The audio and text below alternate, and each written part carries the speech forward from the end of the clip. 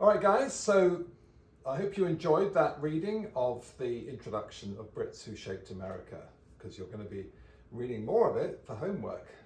But now let's have a quick conversation about what you think that book is going to be about from the introduction. I'd like to know what you picked up, what you got from the introduction that suggested a theme, or perhaps a big idea, one big idea, it might have been more than one. Any suggestions? Fatima, what was your thought? Growth, yes, absolutely. It's about growth.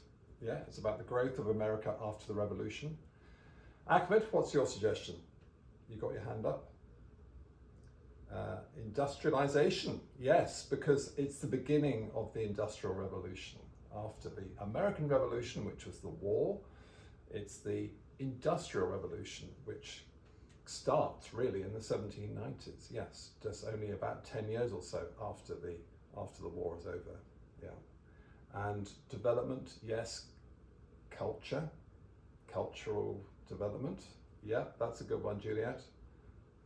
Joe, anything else? You've got your hand up. Economic development, yeah, economic development, growth.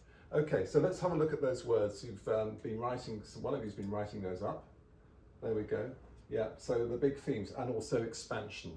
So America is expanding in its geography across the continent in that period as well. That was picked up and suggested by the author, wasn't it?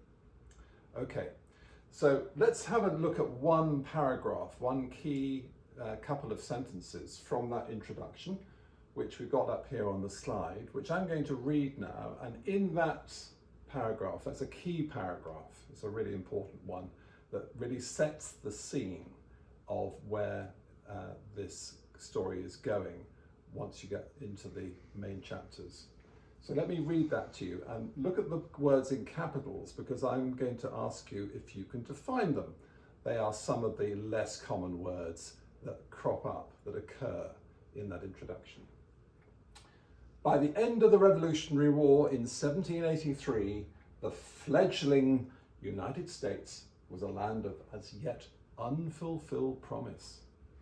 It was ripe for development, yet bereft of much of the industrial and intellectual capital that would allow it to thrive on the world stage. All right, so let's have a look at some of those words that are in capitals and see whether any of you know how to define them, what they mean. Let's look at fledgling first. So any suggestions as to what fledgling means? It was used in the context of the fledgling United States. So what does that mean? Fatima, you've got your hand up first again, good for you. What do you think fledgling means? Yes, it's connected with the word fledge. So the past tense of fledge is fledged, means it's happened. But fledgling is the noun, and that is usually applied to a bird, a young bird. A young or immature bird. Let's have a look at how that might look in a picture form. Well, here's the American eagle, because that becomes the bird of the United States. In fact, it's the official bird of the United States on the Great Seal of the country that's created by Congress in 1783. There's a baby eagle about to fly the nest. Young or immature is what fledgling means, like a young bird preparing to leave the nest. Very good. Okay, the next word was unfulfilled. What does unfulfilled mean?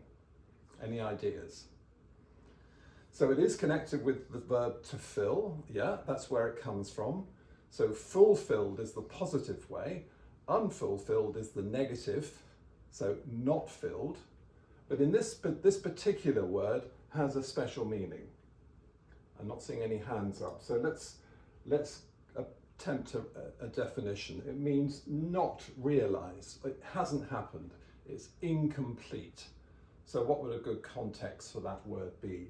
So perhaps a project that's unfulfilled. I give you a class project, and at the end of the term, you haven't completed it. It's unfulfilled. If a highway project involves building a bridge over the interstate and the government run out of money to complete it, or the builders go bankrupt and they leave the bridge unfinished, it's an unfulfilled project, like a building project that was abandoned and never finished. Okay, bereft, bereft of. Lots of words begin with b because it is connected with the verb to be, so bereft. Bereft of means lacking or missing. So how might we use that? What could you be bereft of? Bereft of money? Bereft of family? Yeah? Or what else could you be bereft of? Chance, opportunity, yeah, that's a good one, Ahmed. How about this? How about bereft of teeth? He's cheerful though, isn't he? He doesn't mind being bereft of teeth.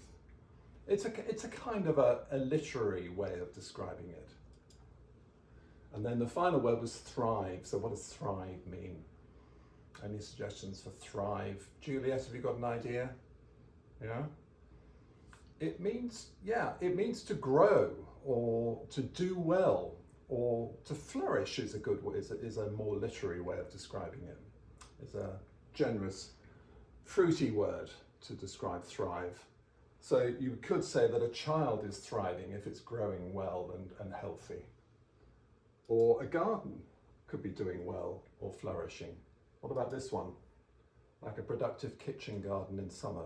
How might that look? There you are, there's a productive kitchen garden in summer. That garden is definitely thriving. Okay, so that's it from that piece.